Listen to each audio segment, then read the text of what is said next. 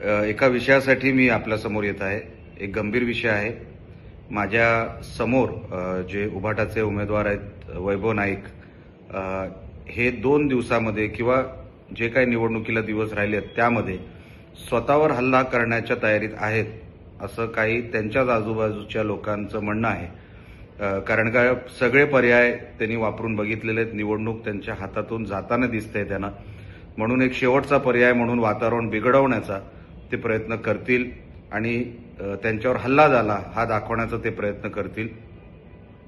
माझी पोलीस डिपार्टमेंटला विनंती आहे, मी सन्माननीय एसपी साहेबांना पत्र देखील देणार आहे की त्यांना जे काही प्रोटेक्शनसाठी आपल्याला देणं, आपल्याला जर वाटत असेल की त्यांना वेगळा स्टाफ द्यावा पोलिसांचा, तर कृपया करून त्यांना द्या।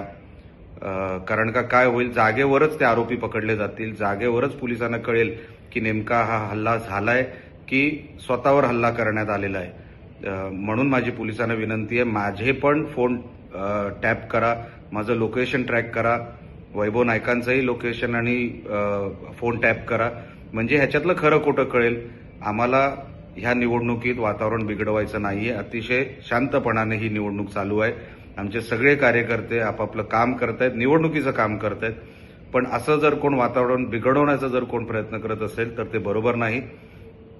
ते आत्ताच लोकांना खरं खोटं कळलं पाहिजे, म्हणून माझी पोलिसांना विनंती आहे, वैभव नाईकांना हे करण्याच्या अगोदर जे तुम्हाला वाटत असेल योग्य ते पोलिसांनी पावलं उचलली पाहिजे। कारण का वातावरण ह्या विषयामुळे जर कोण बिघडवायचा प्रयत्न करत असेल तर आता ती पोलिसांवर पण जबाबदारी आहे असं मला वाटतं।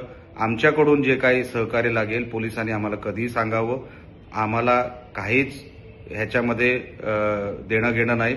पण जर कोण स्वतःवर हल्ला करण्याचा प्रयत्न करत असेल, आता माझं काम आहे सांगण्याचं, मी पोलीस डिपार्टमेंटला सांगत आहे की असं कदाचित करण्याच्या ते तयारीत आहेत, तर आता पुढची जी काही कारवाई आहे ती पोलिसांनी करावी, एवढीच विनंती मी ह्या निमित्ताने करतो।